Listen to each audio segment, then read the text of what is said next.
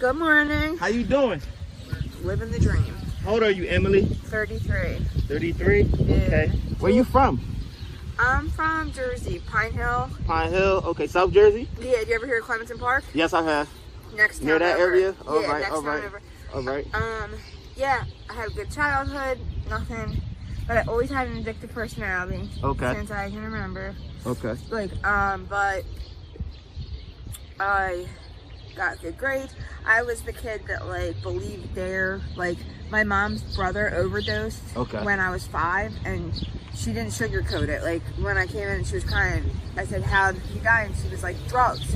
So I didn't even smoke weed until I was a junior in high school. Wow. I went to Drexel and then had a boyfriend so I graduated high school in 2007, and that was like when the Oxycontin epidemic was started. Going on. Okay. Yeah. So I couldn't really afford, and my pride and ego, I didn't want to tell my parents that I needed to go to rehab. Right. And it was too expensive to try to afford my habit, go to school, and just keep everything up. So I ended up secretly dropping out of school. And then when you do that, then the student loans come 6 months later. So I was hiding that shit. And then, I tried to lie to my parents for a while, but they found out eventually. But what ended up happening is I went to the methadone clinic. Okay. But I wasn't doing dope yet when I started. Okay. So going to the methadone clinic, they saw my naive ass a mile away, all the junkies. So I drove a car. I had never copped in Camden. I had never bought dope. So, they were asking me to take them. When you're on methadone, you can't do Suboxones. But they would be like, "Oh, hey, can you drive me? I got to get Suboxones." I was lending them money. So basically what happened was I was on methadone for 2.5 years, and that's when my mom found out. My mom's a nurse, and she had a stigma against it, and she wanted me to taper off of it. When I was on methadone, I had a job, a bank account, a car, I was doing well. Tapered off of it, wasn't working a program, and that's when I ended up, because I went to the methadone clinic, I then knew how to cop dope. Okay. So, since then, it's all led to here. I honestly have had no longer than it's so hard in Jersey to get anything but detox. Rehab is really hard if you don't have private insurance. Right. So, other part of my story is that I have had 3 spine surgeries. Wow. So basically, I don't know if you've seen anybody out here. They have big giant Holes? Yeah, I could show you my arm. It's nasty. I'm about to get a skin graft on it, but so what happened was I went to the first hospital and I had MRSA in my blood, so they gave me 6 weeks of IV antibiotics, but they didn't put a skin graft on it. So by the time I got to the second hospital, the infection was down to the bone and had some bacteria to my spine. Right. So I had an abscess in my spine, and I went because I couldn't pick a pillow up off the couch. I was emptying the dishwasher and I couldn't pick a cup up. So it was basically my nerves, I was getting paralyzed from the abscess in my neck. I got to the ER at 10 p.m. By 12 a.m. I was already getting emergency surgery. Wow. This was the first one. I had to wear a neck brace for 6 weeks. So this was during the beginning of COVID. COVID started in March of 19, April 19. Can you show that real quick? Mm-hmm. Yeah, get the camera. Wow. This was the first one. So then they were going to start my arm. They had to take out 6 inches of arm bone, and what they did was they took out my tibia and put it in my arm and the skin graft on it. So then that was what they were about to do. So I was 5 weeks in the hospital, and I was almost on my 6 weeks of about to be able to take it off. Well, when they were about to do the arm surgery, they just so happened to do a CAT scan.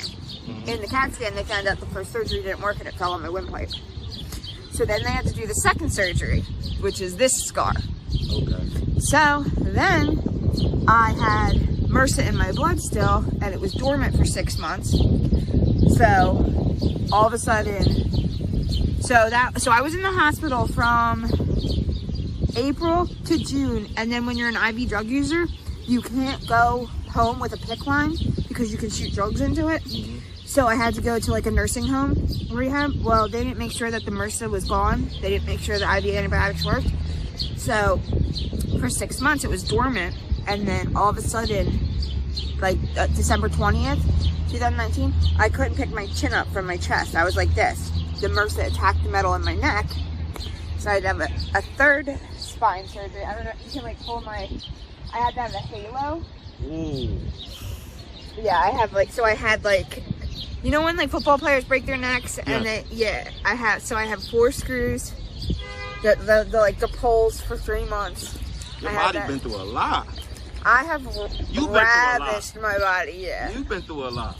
I'm ready to get clean. But that's what it's like, you would think that would stop. You know what I mean? It's so much, like, my mom was like, I really thought the halo was going to stop you. But it's so mental, like the addiction part. Right. But this is, I always say, like, this is hell being out here. Like, it's a full-time job to get high. Like, I don't trick, but if you have to have some sort of hustle, and some people's hustles is just robbing other addicts. You know what I'm saying? So it's like, it's scary out here. Scary. And if you have nowhere to sleep for the night and you're on the app, you hear gunshots. Now they're just setting off the fireworks to cover up. You know what I mean? Shootings? Yeah. So they set up fireworks to cover up the shootings. Yes, like sometimes you'll. Wow. Yeah, it's crazy. And you know, Philly's murder rate is not going down; it's only going up. Yeah. And they don't. 15 of the like prostitutes have gone missing so far, just in the 15 prostitutes. Yeah, they don't put that on the news. All of what goes on down here. It's scary. Like, honestly, I've been looking for women that we interviewed before for an update, and nowhere to be found. That's what's like so scary that they don't. Yeah, like they found right behind the Quick Stop. They found a body, couple like, and then you know they'll pay like addicts like.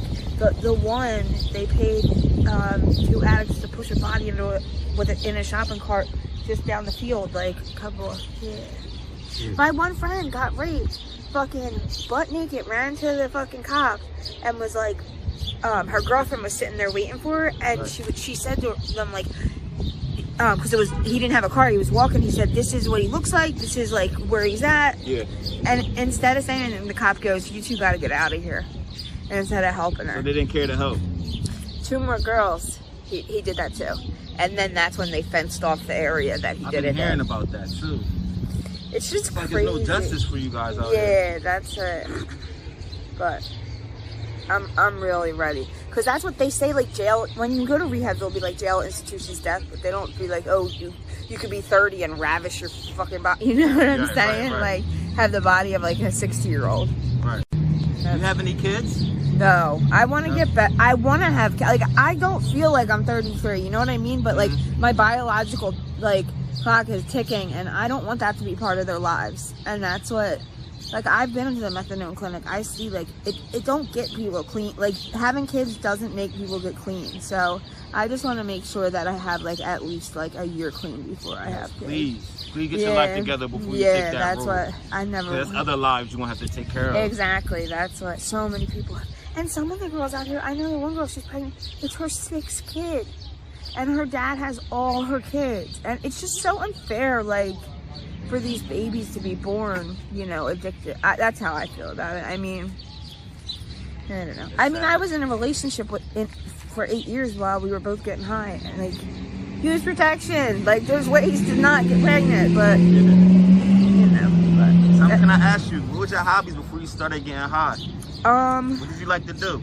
I know when people ask me this, I'm like, I like to listen to music. I love babies. I was a nanny. Okay. I used to bake. Yeah, I was a nanny. Like, I love, you know. And then that's the other thing. It ruins your relationship with your family. Like, not my family, thank God, is still supportive of me, but like, I'm embarrassed to be around them. You know what I mean? Like, they all know what's going on. Do they know that you're homeless right now? My parents are actually letting me stay with them, but my mom is a nurse, and she doesn't, like, she's like, I could lose my license. Like, you can't be using drugs in the house. Like, that's what, So she told me I have till Friday to find somewhere to live. So, but I have been out here, but when I do, I don't tell them that I'm homeless. I'll tell them that I'm staying at a friend's house or like couch so they don't even know that you're like literally like sleeping outside. No. You sleep at the park? Hell no. No? This place is dangerous. The park's dangerous at night? Yeah. Somebody tried to say the park is like the safe haven. No, somebody got shot a couple months ago here, like, it was nuts. All the people that were here when it happened are like scarred from it. Yeah. Yeah. But shit happens all the... Just the other day, I was on Clearfield and they shot, it's like an M80 firework. All like the homeless people, we were like sitting over there getting high, and the dealers set off a firework. And it was so, like, I have like PTSD from it now whenever I hear the fireworks, because it was so close. Like, it felt like a bomb going, like the vibrations through your body. Like, that's what, but yeah, that's my story. What's your sign? I'm a Scorpio. Oh, Scorpio? Yeah. When's your birthday? October 25th. Okay. Scorpio, that's what's up. Are you spiritual at all? See, that's what I struggle with. I grew up Catholic, but like I believe in a higher power. I just like conformed religion. Like I believe in like karma and like fate, destiny, but like I have a issue with like saying like, yeah, there's a big man in the sky. But yeah, I do believe in like something bigger than us, definitely. Where do you see yourself in 5 years? Hopefully clean and with enough clean time to maybe have a kid, because I can't believe I'm 33. Like when people say, how old are you, when I say 33, like, you know. And if you was to ever, which we want to happen, if you was ever to get clean and turn your life around, would you come back here and give back? Oh, hell yeah. Like feed the homeless and stuff? Oh, yeah. I always thank the people that come down here, because it's not, like even you guys coming down here, it's not a safe area to be in, and like just you guys coming down, like people that come down at night and they'll just like give water and food and anything. It's just to be appreciative of that, like I always try to say, you know, thank you so much for coming and like, you know, seeing us as people. Right. Like you had said, like there's no justice for us, but there's also sometimes they don't even view us as people, you know. Do you have any Cash App information that you could tell the people, just in case if someone wants to feel generous? I have a Venmo. Yeah, tell them. I have a Venmo. It's it's EMMYMAEC at, is it my, so it's MEMAC at yahoo.com is my, yeah. Guys, y'all feeling generous, send her something. Send her an email, you know, anything to help out. Thank you so much. All Time Media want to thank you for your courage and time to tell your story. We appreciate you. We'll be praying for you. We're rooting for you. Thank you so much. God bless. Yeah. I would love for you guys to come see me when I'm clean, because absolutely, get another story from you. Yeah, that'd be great. Yeah. God bless. Thank you so much.